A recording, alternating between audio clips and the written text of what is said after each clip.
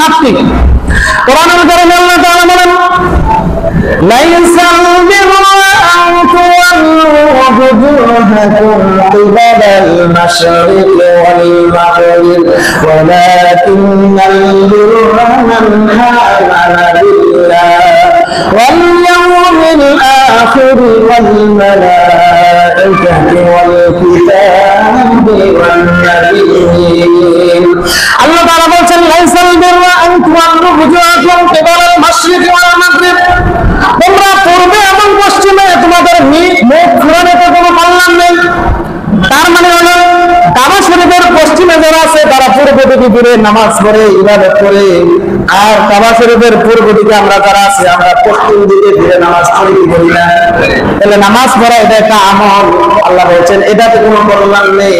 ওয়ালাকিন্নাল বিররা মান আমানা বিল্লাহ, বরং কল্যাণ হলো ওখানে যারা বিশ্বাস করে ঈমান আনে আল্লাহর প্রতি। তার প্রতি, তাহলে আল্লাহর প্রতি ঈমান ছাড়া পূর্ব দিকে পশ্চিম দিকে উত্তরে দক্ষিণে যতই আপনি সেজদা দেন একটাও কোনো কাজে আসবে না। ঈমান লাগবে। তাহলে ঈমানের 7টা রকম। প্রথম রকম হলো আল্লাহর প্রতি ঈমান আনা। বলেন কার প্রতি ঈমান আনা? ওয়ালাকিন্নাল বিররা মান আমানা বিল্লাহি ওয়াল ইয়াউমিল আখির, পরকালকে বিশ্বাস করা, পরকালের প্রতি ঈমান আনা 2 নম্বর। 3 নম্বর হচ্ছে ওয়াল মালাইকা, ফেরেশতাদের প্রতি ঈমান আনা, ওয়াল কিতাব, এবং কিতাবের প্রতি, আসমানি কিতাবের প্রতি ঈমান আনা। এরপর বলছেন ওয়ান নাবিয়্যিন, এবং সকল নবী এবং রাসূলদের প্রতি ঈমান আনা। এই আয়াতে এটা বলছেন। সূরাতুল বাকারার শেষে আল্লাহ তাআলা বলছেন, আমানার রাসূলু বিমা উনজিলা ইলাইহি মির রাব্বিহি ওয়াল মুমিনুন কুল্লুন আমানা বিল্লাহি ওয়াল মালাইকাতিহি ওয়া وكتبه ورسله لا نفرق بين أحد من رسله وقالوا سمعنا وأطعنا غفرانك ربنا وإليك المصير। আল্লাহ বলেন আমানার রাসূল, রাসূল ঈমান এনেছেন। কে ঈমান এনেছেন? সবাই বলেন কে ঈমান এনেছেন? রাসূল ঈমান এনেছেন বিমা উনজিলা ইলাইহি মির রাব্বিহি, রবের পক্ষ থেকে তার উপর যা নাযিল হয়েছে তার প্রতি। তাহলে রবের পক্ষ থেকে রাসূলের উপর কি নাযিল হয়েছে? সবাই বলেন না কি নাযিল হয়েছে? কোরআন। রবের পক্ষ থেকে রাসূলের উপর কি নাযিল হয়েছে? রাসূল এই কোরআনকে বিশ্বাস করেছেন, মানে কোরআনের প্রতি রাসূল ঈমান এনেছেন। ওয়াল মুমিনুন, আর যারা মুমিন তারাও ঈমান এনেছে। কুল্লুন আমানা বিল্লাহ, রাসূল এবং তার উম্মত সবাই মুমিন, সবাই ঈমান এনেছে 1 নাম্বার আল্লাহর প্রতি, আমানা বিল্লাহ আল্লাহর প্রতি, ওয়া মালাইকাতিহি আল্লাহর যত ফেরেশতা আছে তাদের প্রতি, ওয়া কুতুবিহি আল্লাহর যত আসমানি কিতাব আছে তার প্রতি, ওয়া রুসুলিহি এবং আল্লাহর যত রাসূল আছে তাদের প্রতি। লা নুফাররিকু বাইনা আহাদিন মির রুসুলি, আমরা আদম নবী থেকে শুরু করে আমাদের শেষ নবী পর্যন্ত যত নবী এবং রাসূল এসেছে তার মধ্যে কোনো পার্থক্য করি না। সবাই কার রাসূল? সবাই বলেন সবাই কার নবী? মুসা নবী কার নবী? ঈসা নবী কার নবী? আদম আলাইহিস সালাম কার নবী? ইব্রাহিম আলাইহিস সালাম কার নবী? আমরা বিশ্বাস করি কি করি না? তাহলে যত নবী এবং রাসূল আল্লাহ পৃথিবীতে পাঠিয়েছেন সব নবী রাসূলকে আমরা বিশ্বাস করি কি করি না? এটা ঈমান। এটা কি?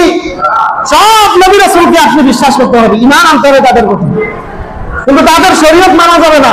শরীয়ত মানবে কার? শুধু মুহাম্মদুর রাসূলুল্লাহ সাল্লাল্লাহু আলাইহি ওয়াসাল্লামের।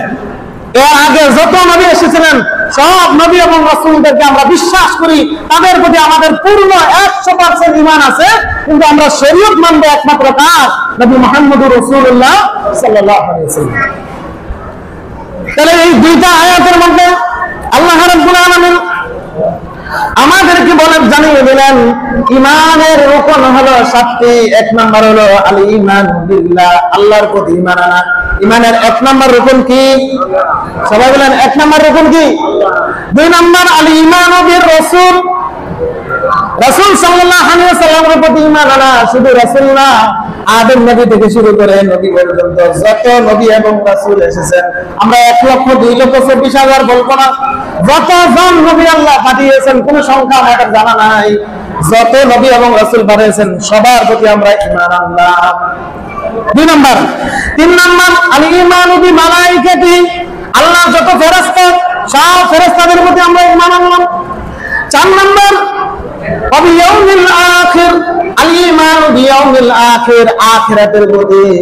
এই দুনিয়ার জীবন আমাদের শেষ না, মরার পরে আমাদের বিচার হিসাব নিকাশ হবে কি হবে না, বলেন হাসর মিজান ফুলসিরাত সব জান্নাতে আমার আছে না নাই, এই পরকালে বিশ্বাস করা।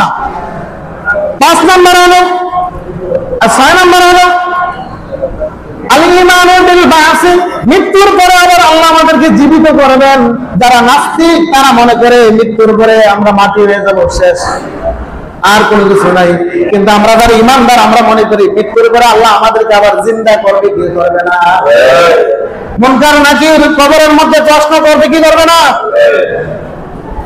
এরপরে কিয়ামত সংঘটিত হবে, কিয়ামতের পরে হাসরের দিনে আল্লাহ বিচার করবেন, আপনার আমার আমলের ঈমানের সব হিসাব নিকাশ করবেন, এরপর চূড়ান্ত হবে কে জান্নাতি কে জাহান্নাম।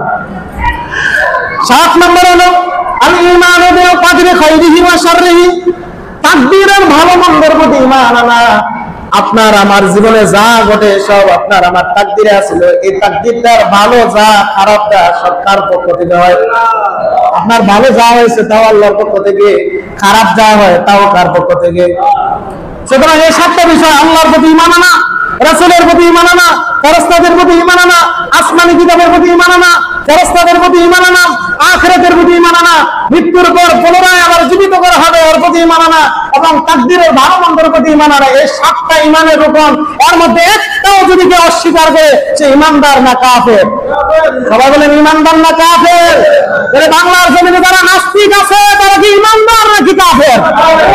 আর তাদের ব্যাপারে যখন আমরা মুসলমানরা ঈমানদাররা কোনো কথা বলি, আমাদের সমাজে কিছু নামাজ পড়া রোজা রাখা ব্যক্তিরা বলে যার তার হিসাব তারপর বলো, তোমরা কথা বলো কেন?